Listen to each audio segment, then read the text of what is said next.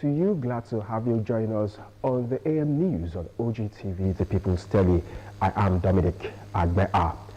President Bola Tinubu will today, Monday, November 4, 2024, swear in 7 new ministers into his cabinet at the Council Chamber of the State House, Abuja. The President's Special Advisor on Information and Strategy, Mr. Bayo Ononuga, revealed these on Sunday via his X handle. The ministers are Dr. Nantawe Yiwatda, Minister of Humanitarian Affairs and Poverty Reduction; Muhammadu Dingiyade, Minister of Labour and Employment; Bianca Odumegu Ojukwu, Minister of State Foreign Affairs. Others are Dr. Jumoke Oduwole, Minister of Industry, Trade and Investment; Idi Maya, Minister of Livestock Development; Yusuf Attah, Minister of State Housing and Urban Development; and Dr. Suweiba Ahmed, Minister of State Education. The Senate cleared the ministers last week.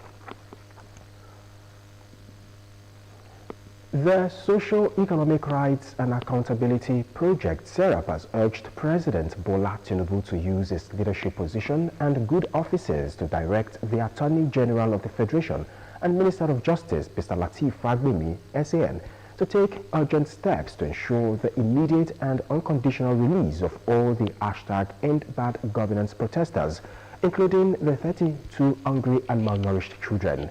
SERAP said these children and other protesters are detained solely for the peaceful exercise of their human rights. SERAP urged him to direct Mr. Fagbemi and appropriate law enforcement agencies to promptly investigate the circumstances surrounding the grave violations of the human rights of the children and other protesters in detention, and to identify and bring to justice those responsible and ensure justice and remedies for the victims.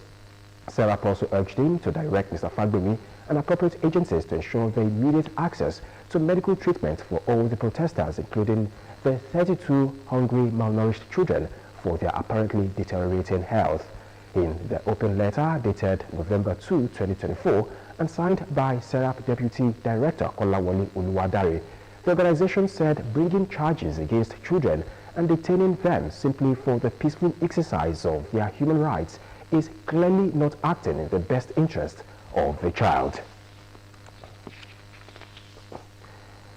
The Church has been called upon to continue to seek God's guidance for national unity and economic stability, as well as keep praying for all political leaders for the betterment, growth and development of the state and the nation at large.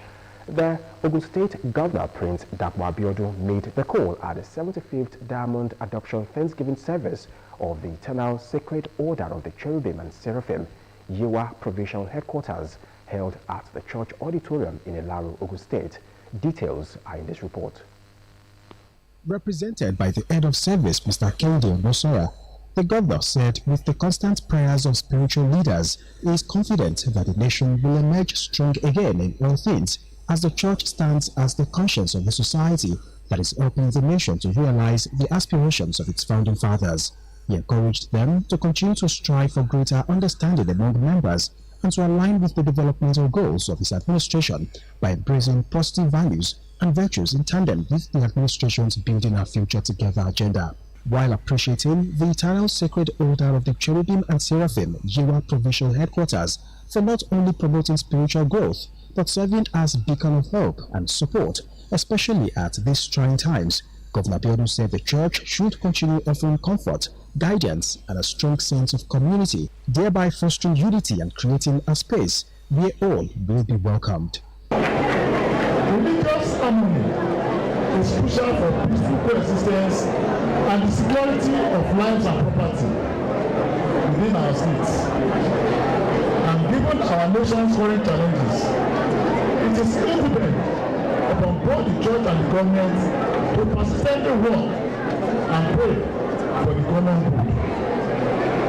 As a church, let us continue to seek God's guidance for national unity and economic stability. He reiterated the commitment of his administration to the social, economic and spiritual welfare of citizens, pledging to remain non-partisan in religious matters and to continue supporting programs and projects that promote mutual respect and freedom of worship for all.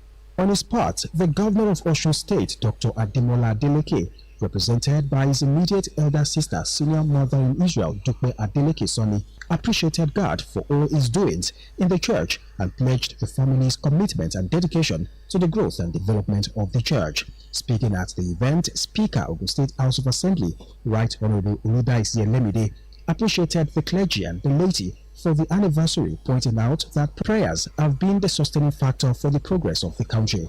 Earlier in his sermon, the preacher, His Eminence Apostle Gideon Babalola, in the theme, Ye are Gods, said all Christians are the children of God who were created in God's image to take dominion over all things, and urged all to move away from sin and return to the place God originally put man before his fall in order to remain relevant in the things of God. Highlights of the Thanksgiving included offering prayers for the state government and cutting of the 75th anniversary cake.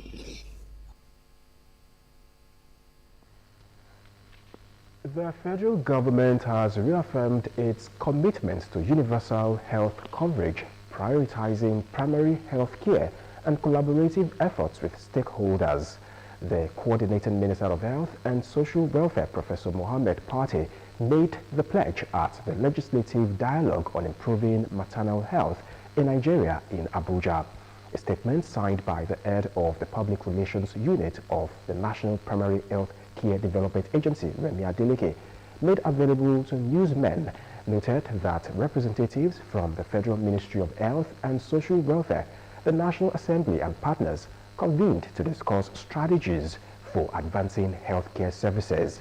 Pate, who was represented by the Executive Director and Chief Executive Officer of the National Primary Healthcare Development Agency, Dr. Muyi Aino, declared that reduction of child and maternal mortality is a topmost area of focus in the renewed hope agenda of the present administration. He stressed further that despite the significant increase in resources allocated to the health sector, the need to invest more in the health sector cannot be overemphasized. The Defense Headquarters yesterday disclosed that troops conducting counter-insurgency operations have arrested a notorious and wanted terrorist leader in the northwest known as Abubakar Bawa Ibrahim, aka Abu Dogo, who is responsible for killings and kidnappings in Sokoto State. Director of Defense Media Operations, Major General Edward Buba, said Abu Dogo was arrested in Rumji village in Leha local government area of the state. Buba added that troops in the southeast arrested 7 IPOB ESN commanders and operatives during the week. Those arrested were identified as Dr. Nnamdi Chukwudozie and Chigozie Ezetoa, aka Chapet, arrested in Ihiala local government area of Anambra State. Mrs. Ngozi Chukwuka and Mr. Oyenkachi Ohia, arrested in Umuahia South local government area of Abia State. Others are Mr. Ifeanyi Eze, Mr. Augustine Udemba, Mr. Oyendikachi Udemba, and Elijah Obumeke. Operatives of the National Drug Law Enforcement Agency have busted an international drug syndicate operating between Brazil, Ethiopia, and Nigeria by thwarting a bid to smuggle 845 wraps of cocaine weighing 18.72 kilograms into Lagos. According to the agency, the consignments were recovered in an operation at the Murtala Mohammed International Airport in Ikeja. Spokesman of NDLEA Femi Babafemi said the drug consignments worth 4,492,800,000 naira in street value were recorded from 2 laboratories to an Ethiopian Airlines aircraft during the post-landing cleaning of the cabin of flight from Addis Ababa to Lagos on Tuesday, 29th October 2024. Another suspect, Sheung Abimbola, 47, was nabbed by NDLEA operatives same day with 512 grams of methamphetamine during a raid operation at Giri Junction area of the FCT. In the Federal Capital Territory FCT, a suspect, Mujahid Amisu, 24, was arrested with 147,000 pills of tramadol concealed in black nylon bags containing plumbing materials along Kwali-Gwagwalada-Abuja Expressway on his way from Onitsha, Anambra State on Saturday, 2nd October 2024. And to the foreign scene now, conservative leader Kemi Badenoch said her approach to the economy would be completely the opposite to that of Chancellor Rachel Reeves. She said this while speaking on her first day in the job. Badenoch gave a first glimpse of her policy priorities, including on reversing the VAT hike for private schools. She said the Conservatives got a lot of things wrong ahead of their historic election defeat, including on immigration and tax, but refused to give a post-mortem of her predecessors and claimed the Partygate scandal was overblown. With appointments to a shadow cabinet expected in the next couple of days, Badenoch said she wanted to show the party was united in a meritocratic selected from the bench. And as we end the news, let us remind you, don't count the days, make the days count. Don't forget you can watch us on Facebook at Ogtv and Ogun State Television, on YouTube at Ogtv Abeokuta, and on Ogtv website www.ogtv.com.ng/live. For the latest news and reports, you can check us on these platforms: X at Ogun TV, Instagram at Ogun State Television, or download Ogtv app on Apple Store and Google Play Store. And that's the news. Many thanks for watching. The Yoruba version comes up immediately. Do have a pleasant Monday and of course a pleasant week.